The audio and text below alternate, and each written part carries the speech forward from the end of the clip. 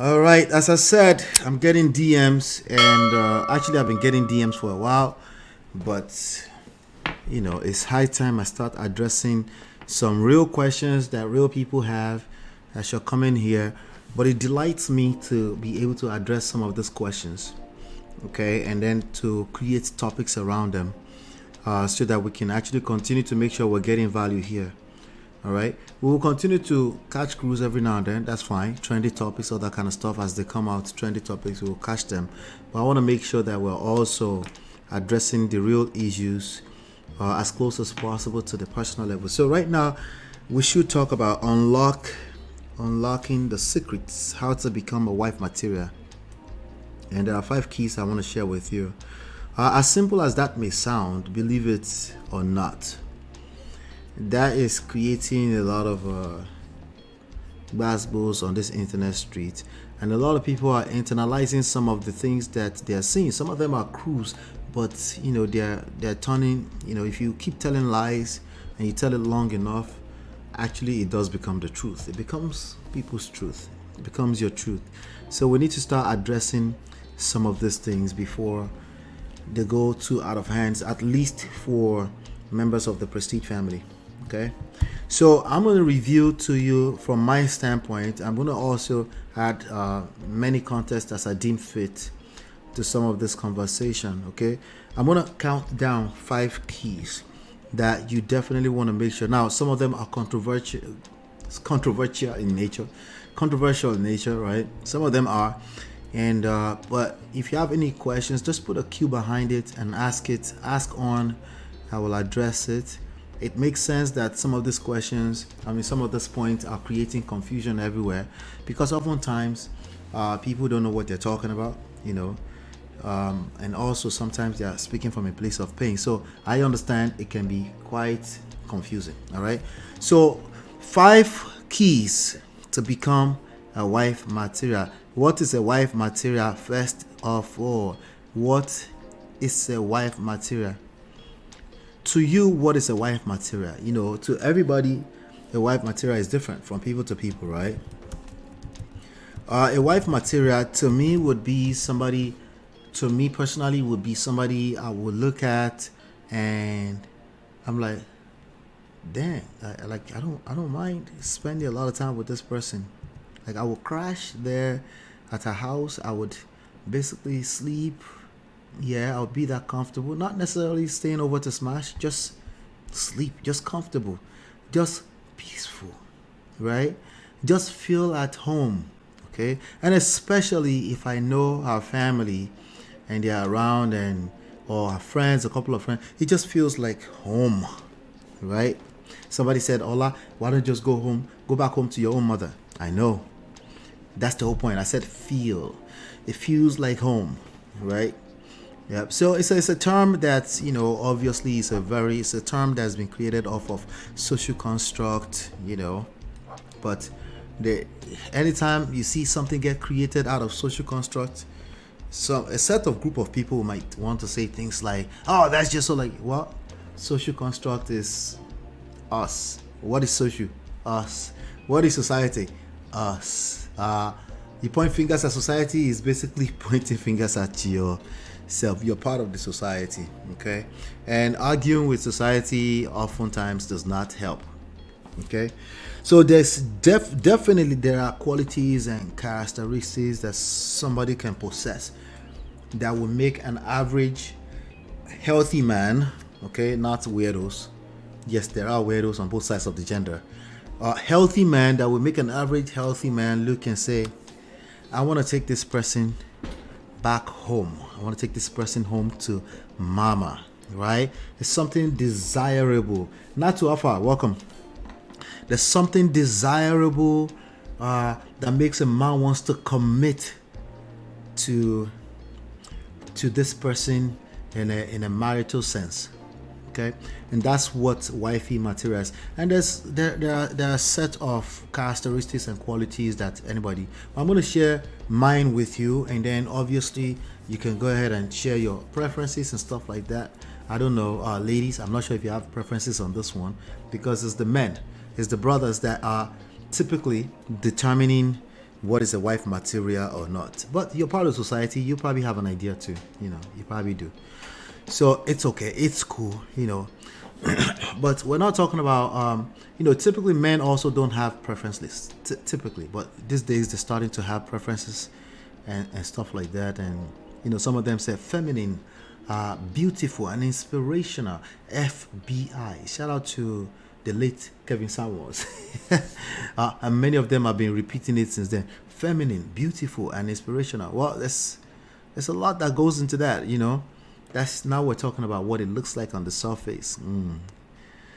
Yeah, so but let me give you number 5, the fifth key. The fifth key is essentially homemaking.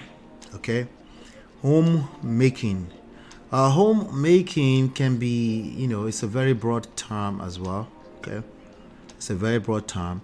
And these days, to the Indomie generation feminist, this is also can be very triggering to them. Hold on 1 second. That water is sweet and warm. I need to keep doing that so that I don't lose my voice like the other day. Homemaking, right? But there's a phrase that I also give men.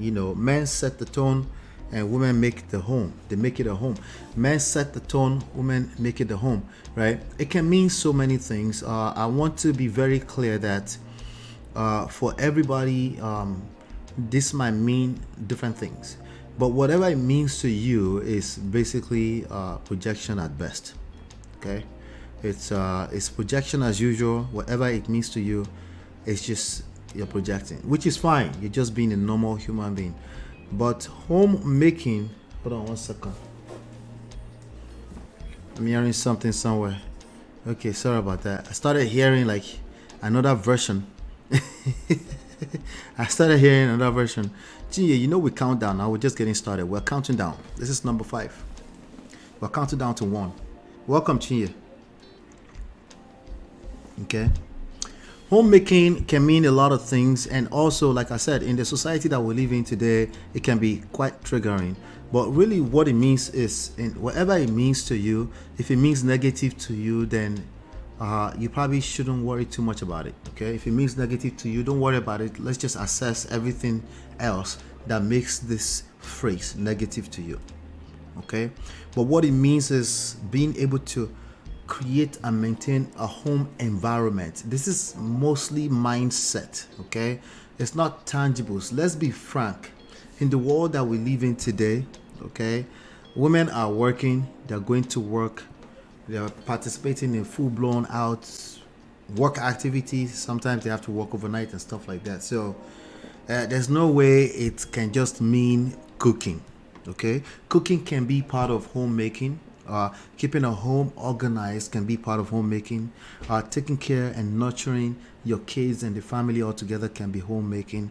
But ultimately, what it means for me is being able to exude energy that feels like a home environment. Either we mean physically speaking, emotionally speaking, and even spiritually speaking. Okay, it just feels comfortable. Anybody who has romantic interest with you, they just feel very comfortable around you. But it can also mean that you can keep the home together. Typically, women have expectations even of themselves to be able to do this. Maybe not necessarily cooking. Again, if you're stuck on cooking, then that's where you lose it. But even the idea of cooking is a skill that you can learn, right? And typically, if you're in love with a person, you might even want to cook for them. If you have children you're taking care of, you definitely want to make sure they eat, right? Whatever that is, right? So, but that's not to mean that it must translate to you must cook. I understand it's a sensitive thing, but I want you to understand that a typical man still expects that you're not getting triggered by the idea of cooking. If you're getting triggered by the idea of cooking as a woman in a marriage, that is a turn off for a typical man. And healthy man will simply just say, oh, that's our preference. They will leave you alone. They won't even talk about it. And very discombobulated men will crush you out in your face, especially if you're dealing with the manosphere. I'm sorry, manosphere. Sorry, I'm just saying what I've seen. All right. Not everyone, obviously, So that's number 5, homemaking.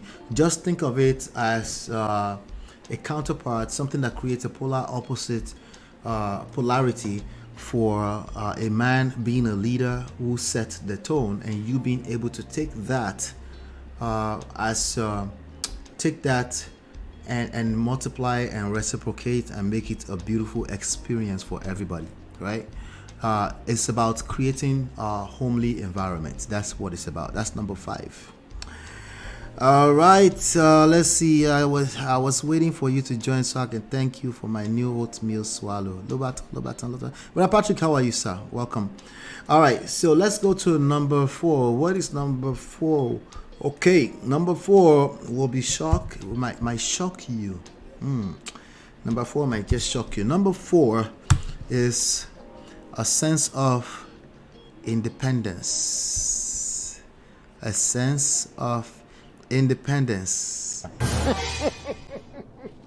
He shock you. Are you shocked? If you've been listening to me long enough, you know that individuality, if you've read the book, there's a whole chapter on it. Number 1 red flag. Okay. And individuality is something that we need to. Individuality, a sense of independence. Again, most of this is mindset wise. Okay. The reality in a marriage is that we are interdependent on each other. A healthy marriage, we are interdependent. We're not dependent. We're not attachment theory, discombobulated, I must see you attachment. No, we're not talking about all that, right?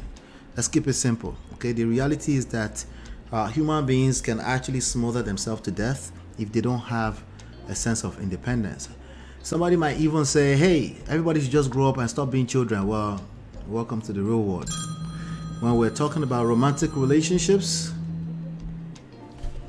we're all children. Welcome to the real world. We all become children. If you are in a romantic relationship and you're really digging the person, we all kind of become children. That's the reality. And it's supposed to be that way. Okay? It's supposed to be that way. It's the idea of, again, feeling like feeling safe, feeling secure, feeling like it's a home environment. Just chill. It's not that deep, right? It is deep, but it's not that deep. It becomes deep once people start to argue and get into conflict and stuff like that. But the reality is that you want to have a sense of independence. This part right here, okay? You want to be able to, you want to be a self-sustainable human being. A self-sustainable woman is effectively, that's one factor that can make you a wife material, because there's this sense of you don't really need them, right? Like, I don't really need that person, right? But it's not like you're saying it out with pride. It's not like it's something that other people feel about you, which is why they want to be around you even more, right? It's kind of similar to when I talk about confidence, right? So when you're self-sustainable and you seem like you're taking care of yourself and nobody, like you don't need anybody, right? When you're in that space, there's a higher chance that people want to be a part of that.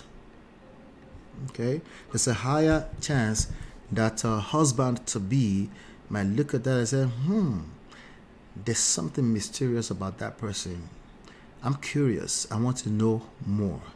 Right? But when they know everything about you already, or they have all the ideas that you think, because you always say it out loud, there's nothing to wonder about you, right? Then, it's like, she talks too much, right? But anyway, sense of independence is in general means it's a feel. There's a kind of vibe that you don't need anybody. It's not in their face. It's not arrogant, but they kind of feel like they want to give into you, okay? So that's number 4. Number 3 is something that we're repeating again from last time. I forgot what we were talking about, but I know that taking care of yourself came into it. If you're a woman who take care of yourself, it makes sense that you have enough to give to other people. They're not necessarily coming to you or getting attracted to you because they want you to give to them. It's just inherently an attractive thing that you can take care of yourself. Either we're talking about physically speaking, you know how to smell good, you know how to look good, you know how to dress trendy without necessarily burning up the bank account. Right, that's another conversation. All of that, and also emotionally, like you don't, you can have a healthy debate, but you're not often found in a situation where you are looking for people to agree with you, validate your talking point. You're always in some kind of argument.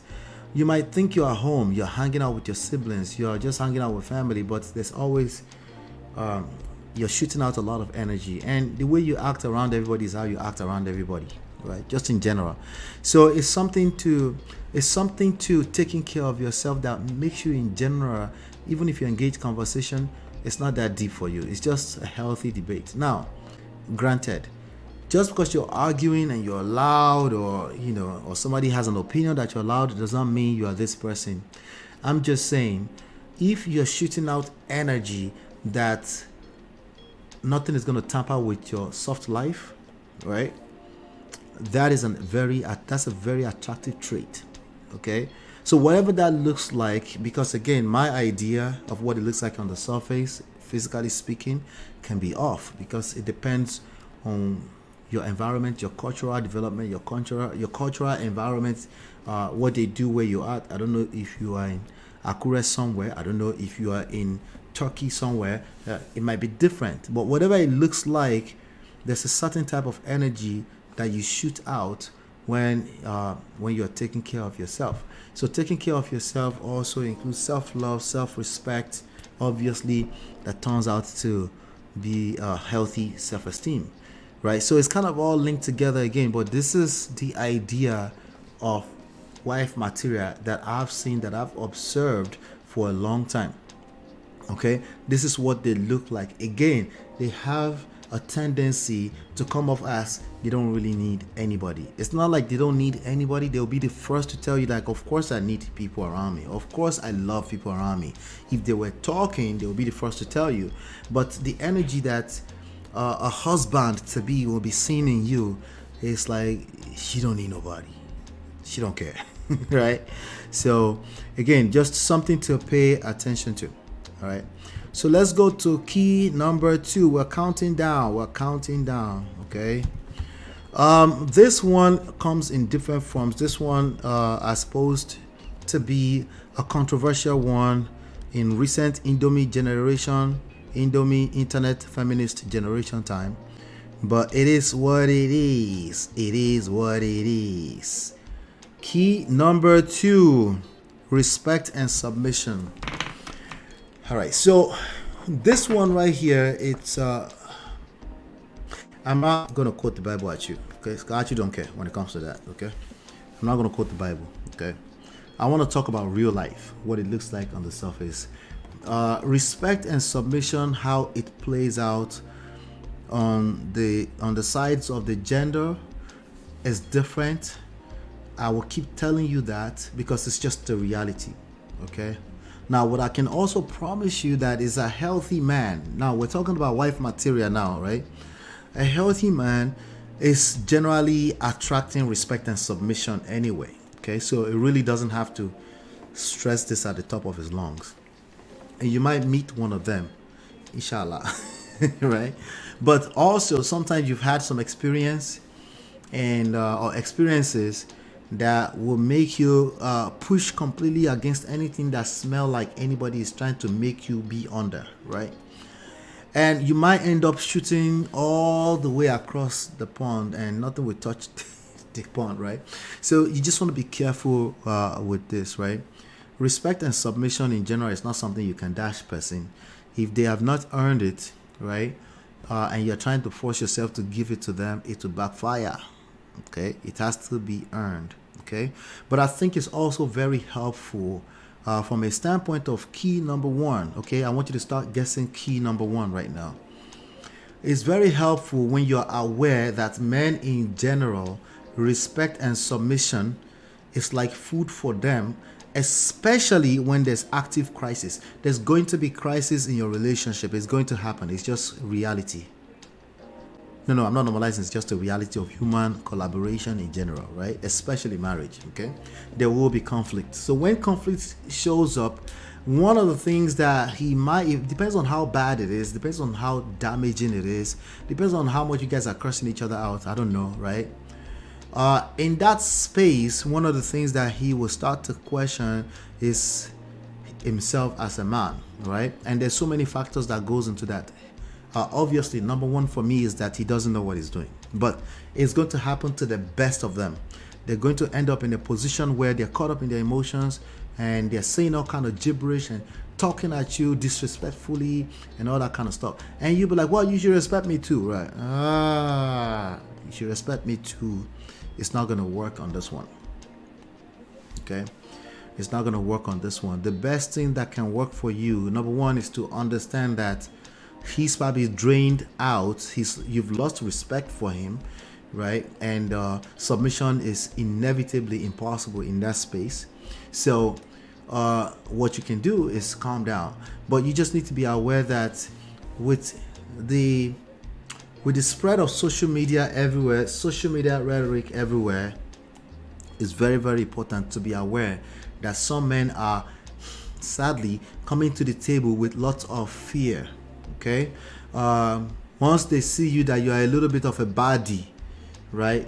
They must start to shit test you and say if you are respectful or submission or all this kind of stuff. So now, effectively, that has become a wife material characteristics and quality. All right. So just be aware of it. So when we're talking about respect and submission, we're not talking about the respect that women expect from the general public as a regular human being. We're not talking about that. We're talking about the one that men, from their egotistical standpoint, that they crave inherently, especially if there's crisis. So if a person is coming to the table and they have this one little defect, this one little place where they can improve, right? And what they're looking out for is she disrespectful? You just need to be aware that that man is coming with a lot to the table, and he's probably looking for a wife material, and he's going to subconsciously disqualify you from being a wife material. Maybe good riddance for bad rubbish, maybe not. Okay, there's too many factors that goes into this, so we can't really make absolute statement just off of one event. But you need to be aware that men value respect and submission in ways that we can't necessarily logically all the way explain. Okay, it's just part of our social construct. So when they see that you're generally respectful and you seem like submission, it doesn't have to be the reality, right? Then they will automatically deem you a wife material. So that's number two, is still reality. And also in reality itself, it's very helpful when you're respectful and submissive to a man that's also going to protect and provide, at least emotionally, right? So let's just something. But again, whatever conversations you want to have around that, I would like to have it. That's number two. It's still very, very valid. Respect and submission is part of the qualities and characteristics of a wife material. Key number one, drum roll. I need a drum roll sound. Key number one, a feminine seducer. What does that mean? Oh, now that one is going to trigger a lot of people. Okay, wait until later. All right, some of you that are here right now, you probably have been listening to me for a long time, so you're not really exactly surprised. The feminine seducer, what does that look like exactly, right? It's not stuff we're just talking about the characteristics and the qualities. We're not talking about actionable tactics or strategy now. That's not what we're talking about. We're just talking about what it looks like on the surface, right? And what that looks like will vary from people to people. Also, as a function of their outlook on life, how they see things, their perspectives. So I don't want you to internalize too much of what the loudest people on the internet are saying. Okay, a big part of this is everything else we've talked about. Okay, everything else we've talked about is a big part of this, right? A feminine seducer generally will know the reasons why homemaking is key, right? They know it's really a mindset thing. It's not even that deep, right? So it's not stuff you argue from your throat and almost about to lose your neck. No, it's not that deep. You just need to feel like your homemaker. Just your natural ability to be able to nurture, pick things up, take care of things, and say, "Are you okay? Are you alright?" Not to him in particular, but just seeing you doing it to other people. It feels like a home environment. It feels, yeah, I'm sorry, like his mother. Okay. So yes, he might be looking for a mother. Again, a feminist seducer will also look like they don't care. They're not really looking for your validation like that. Like it's almost like you're not even noticed. Okay. All right. So that's another one. A feminist seducer obviously know that part of the formula is taking care of themselves, right? So these are closer to, strategies that you can learn in terms of how what you can control, right? But indirectly, it's an indirect symptom of all these other things. Okay. Number two, right? Somebody said, "Well, what about looks?" So I go, looks is usually not the issue. It's either somebody like the way you look or they don't like the way you look. These are the least of the issues. Okay. There are fine girls and there are quote unquote but ugly girls that somebody found as precious. So it's in the eyes of the beholder. And yes, there are some people that 9 out of 10 times somebody will say this person is ugly. It doesn't matter. Ultimately, this is the least of your issues. You don't have to worry about that. If that's your issue, there are also ways you can enhance that. So let's not even worry too much about looks, particularly from a physical standpoint, right? A feminine seducer does not argue with their destiny and say, "Why should men want respect and submission?" They don't care. Is that what he wants? All right, sure. We're going to make sure that he at least feels like he's getting respect, okay, from a person that he's romantically interested in, right? It just makes sense. And not only that, the way you treat, wife materials, the way they treat men across the board is the same. Okay, let me add this as a bonus. The way you treat men across the board is the same. You don't handpick and say this one deserves this.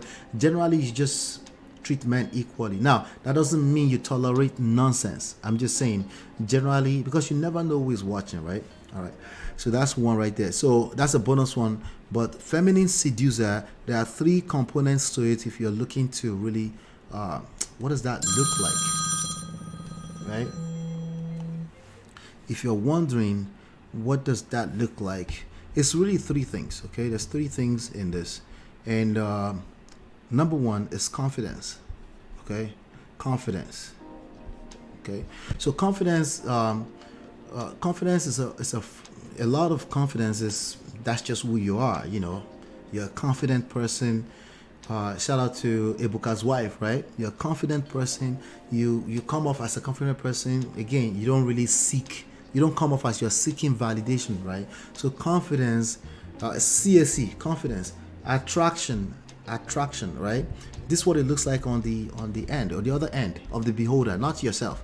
The other person or persons that are beholding it is attractive, okay? This is what the feminine seducer looks like, feel like, and all of the above and everything in between, right? Attractive. And then the last C, CSC, last C is charming. There's just something about you. Sometimes it's not even the looks, but they still call it, there's a sexual aura about you, right? And there's something about it. And it's another person might see as I go, well, okay, another person might actually say that, but this person is feeling that from you. They're feeling that vibe from you, right? And if they see that, they might just justify their feelings and say you're a wifey material. That's just how it works, okay? So let's do a quick, let's go through this again. We have, okay, there you go. Let's go through this again. So number 5, homemaking. Number 4, I'm spending too much time on this. All right. Number 3 is taking care of yourself. Number 2 is respect and submission. You just need to understand that from a little bit further away from what you might hear on the social media. Of course, you deserve respect. Of course, if you do all of this right, a man will submit to you. He will submit his life to making sure you're okay for the rest of your life. Okay, so don't overthink this. Just think about it from the standpoint of the overall experience you're looking to create. And number one is a feminine seducer. All right, so that's all I have on that one right there. D-Love says, is needing my space anti-seductive? I.e., after work, I need time to myself. Mom stuff later on. I need time to meditate, watch TV and stuff. How is this seen as you don't create time for me? That's a good question. That's a very good question. If you feel like you need space, it's not. We can't call that anti. It's okay. We can't call that anti-seductive. Okay. Let me calm down. Can a man use that and start to feel unseduced by you? Yes. Okay. And that's not necessarily your fault. Okay. But the real question would be, are you even attracted to this person? Right? Because generally speaking, it depends on what phase you are in that relationship too, right? But generally speaking, a person you are attracted to, you do want to spend time with them. And I need space is something that people that are in the middle of some kind of romantic relationship crisis, that's a language that they use. Sometimes it could also be a function of something you bring from previous relationships, right? You just kind of feel like you need space. So if there's no absolutes to this, what you can do is you can create other ways to overcompensate.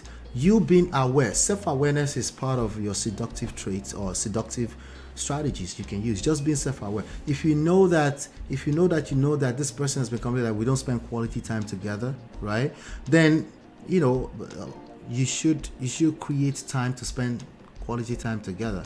And depending on how much space you've been taking and you need for yourself, you need to come up with creative ways to overcompensate for that. All right.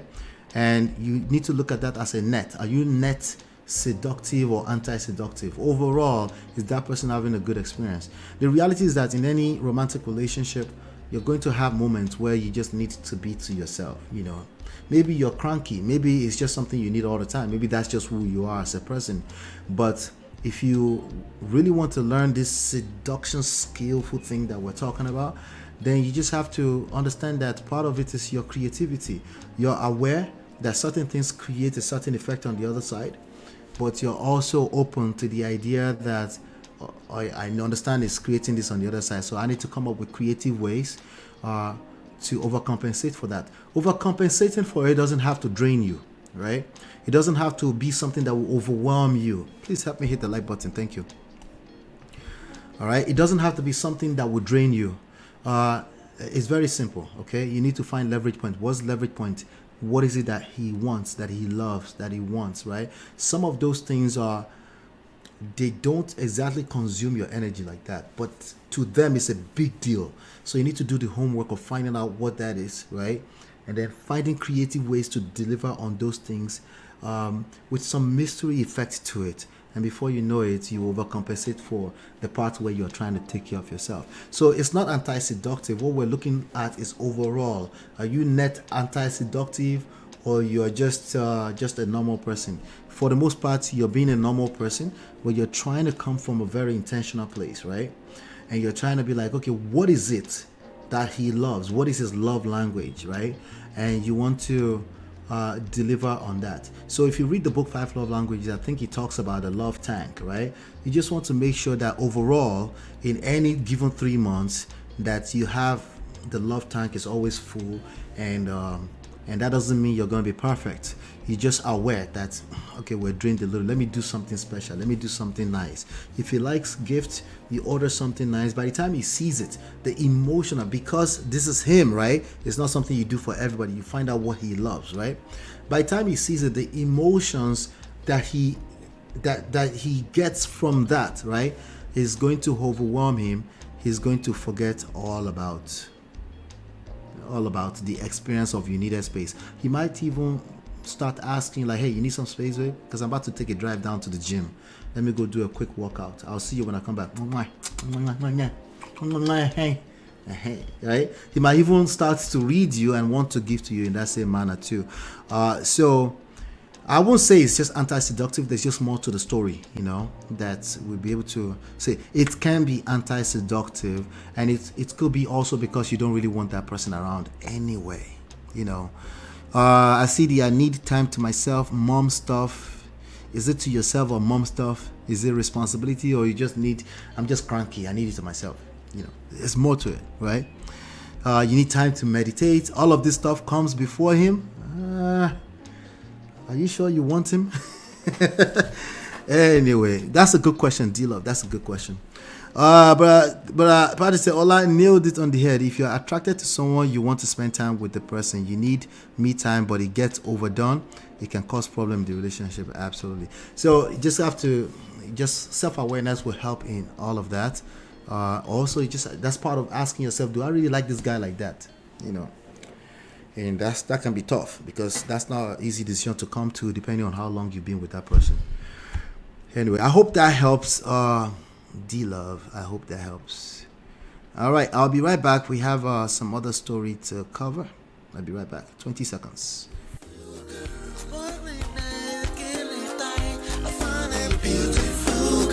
It's your love that I've been missing. I miss all your hugs, your touching and kissing. Make love on the floor, the couch in the kitchen.